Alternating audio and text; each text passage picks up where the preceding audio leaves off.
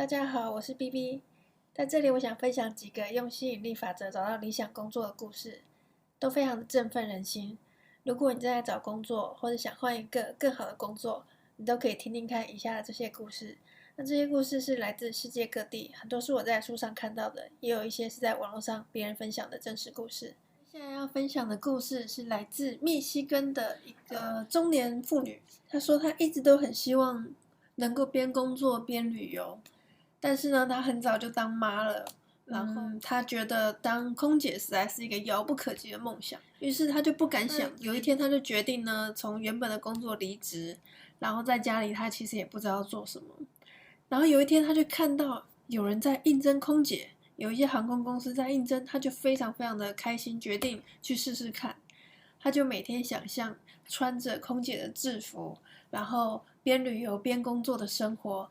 他就一直把自己泡在那样子的想象里面。5天之后就接获了通知，然后就上了，就这样就上了。这实在太神奇了，因为他好几年来都不曾去这样想过。但是直到他开始运用他的想象力，他才有办法用吸引力法则吸到这一份工作。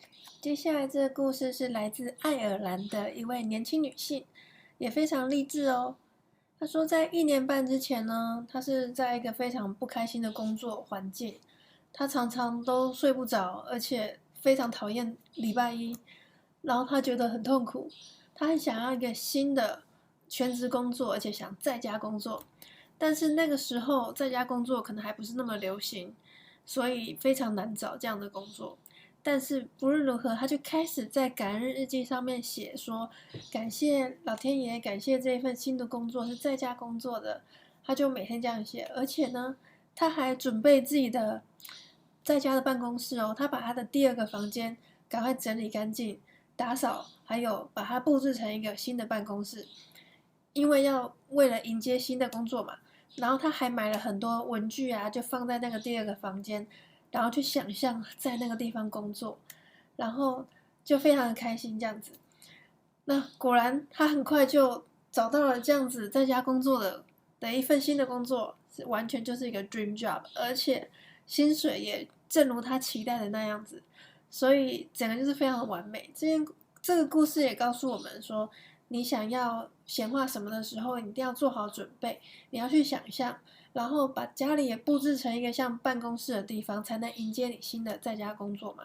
所以这个人的故事我觉得非常励志，分享给大家。接下来要分享的这个故事是来自英国的一位50岁的女性，她原本的工作是一个很普通的工作。那我用她的角度来讲这个故事。她说呢，大概5年前的时候呢，我开始认识了吸引力法则。我跟朋友聊到我们理想中的工作，我说我很想要做的是能够倡导多元化、两性平权跟公平性的这样子的领导者，可是我们公司没有这样的职位。我朋友说，那你可以用吸引力法则吸吸看啊，但是我不知道怎么吸，所以我就去研究一下吸引力法则，然后看一下《秘密》那本书，但是我还是不太确定。于是过了很久之后，又有一次，我的上司又问我，以后理想中的工作是怎么样呢？我又想到了这个梦想，我很想要倡导多元性、两性平权跟平等这样子的工作，但是那个上司也说，哎呀，我们公司没有这样的职位啦，你再想想别的吧。我终于觉得我一定要用吸引力法则吸吸看，于是呢，我就买了一本感恩日记。我每天写下我对于现在工作的感激之情，因为你如果不感恩你现在已经有的东西，你没办法得到你想要的东西。所以我每天都会感谢我现在这份工作，然后也很感谢我即将拥有的工作，就是倡导多元平等这样子的领导者。而且我还特别做了一个名片，上面写了我新的 title， 一个非常长的 title。但是呢，我很确信我将会有这个 title， 非常的开心。没想到才过1个礼拜，那个部门上司就打电话来说，你们这个部门要增加新的职缺，就是倡导多元性、平等性、男女平权的领导者。于是我就接下了这个职缺，然后到现在已经做了2年了。这个职缺就跟我当时名片设计的一模一样，也跟我感恩日记上写的一模一样。真的非常的感谢。好，以上是以他的角度来讲这故事。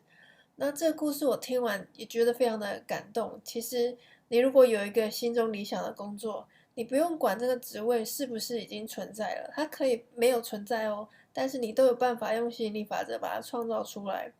所以不要被现有的职缺所限制住，还是要往理想中的方向去迈进哦。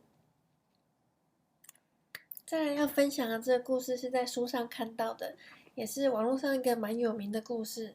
这个是在美国发生的，然后他原本是一个很年轻的舞蹈老师，大概20几岁舞蹈老师。那他很希望拥有自己的舞蹈教室。他原本工作的地方是一个连锁的舞蹈教室，但是他只是里面被聘请的舞蹈老师。那有一天，他认识了吸引力法则之后，他想要来试试看，因为他觉得，这一定是假的，就让我来试试看吧。于是呢，在每天晚上睡觉的时候，他都会想象自己拥有自己的舞蹈教室，自己就是那舞蹈教室的老板。然后他这样每天晚上想象，大概想了1个月之后，他的朋友就打电话给他说：我们在某一个地方要一起办一个舞蹈教室，你要不要跟我一起合作？就是当老板的意思。他就说：哦，太好了，太好了！于是他就冲去，就搬家搬到那个城市，然后就变成了那个舞蹈老板，是跟他朋友一起合作。但是他完全忘记吸引力法则这件事情，他完全忘记这个是因为他那时候花了1个月的时间想象才吸来的。所以呢，他就继续生活，继续生活了。又过了1、2年之后，他在整理书柜的时候，突然又翻到以前的书，然后看到吸引力法则，他就想说：“哎呀，那时候我不是不相信吗？”突然灵机一动，他发现，对，我就是因为不相信，所以最后，但我尝试之后，最后才变成现在的老板。于是他就打算拿来再试一次。他这次呢，愿望更大了。他觉得他跟他的朋友应该可以各自拥有自己的舞蹈教室了，已经不需要再合作了，因为2个都已经很有经验了。于是呢，他就也是每天想象自己拥有自己的一间舞蹈教室，然后他还想象他朋友拥有他自己的一间舞蹈教室。他这样想象的很开心，然后又过了几个礼拜，没想到就是上面给了一个机会说，我们有一个新的舞蹈教室，希望你们去帮忙，然后希望你跟你的朋友可以各自帮忙一间，负责一间这样子。然后于是他朋友就去做了他的那一间，然后这个人也做了自己的一间，他变成了那舞蹈教室名副其实的老板。然后他就这样子继续经营他的舞蹈教室，所以他就变得非常非常的有钱。然后他后来就教导这个吸引力法则，一直教给他的孩子，然后孙子，然后他孙子现在也变成一个网络上有名的 YouTuber，是在美国 YouTuber。然后这些连接我都会在下面提供。接下来讲的这个故事呢，是来自芬兰的一个阿嬷，她已经有孙子了，所以年纪也已经很大了。接下来我以她的角度来讲这个故事。我知道吸引力法则很久了，但是几乎从来没有使用过。有时候我完全不相信，直到最近呢，我又把吸引力法则翻出来看了一遍。这次我真的很想要来试试看，认真的吸一个东西。以前我很快就放弃，是因为我都没有很持续的在我的目标上面。这次我想要持续在我的目标上面至少1个月的时间。于是，在这时间我就想说，那我到底想要什么呢？我的生活到底需要什么呢？那身为一个母亲以及一个阿嬷，其实我很希望能够在家里工作、带小孩。还有陪伴我的孙子们，所以我觉得我要认真来吸一份可以在家做的工作，而且最好是轻松一点的。于是我就把这个梦想写在纸上面，然后每天看它，每天看它，一天看好多次，然后想象在家工作啊，轻松的感觉。而且呢，我已经预定好金额了，我希望1个月能够赚2000块欧元，而且我非常认真，我坚持一定要持续1个月的时间，绝不放弃。没想到真的在1个月内。我就发现了有一个很简单的网络上的工作，就在网络上教英文就可以了，而且时间非常的弹性。我就是我自己的老板，我根本不需要听别人指挥。这工作非常适合我，而且又很轻松。第1个月的时间我就赚了1700元，真是太不可思议了。而第2个月的时候我就赚了2000欧元，我觉得太开心了。这一次吸引力法则会成功，是因为我坚持了1个月。那以上就是用他的角度来讲这个故事。接下来讲的故事是来自加州的一个年轻的画家，我用他的角度来讲这件故事。我从2019年自从艺术学校毕业之后，我就非常难找到工作，我收到的都是一大堆拒绝信，我心情非常非常的沮丧，太难进入画家的世界了。我那时候非常的负面，脑袋都是一些负面的想法，然后生活也过得很不好。我的朋友提醒我一定要想往正面的方法想，而且他又告诉我要用吸引力法则。我以前曾经听过吸引力法则，但是没有很认真的在实行。我决定再重新研究一遍。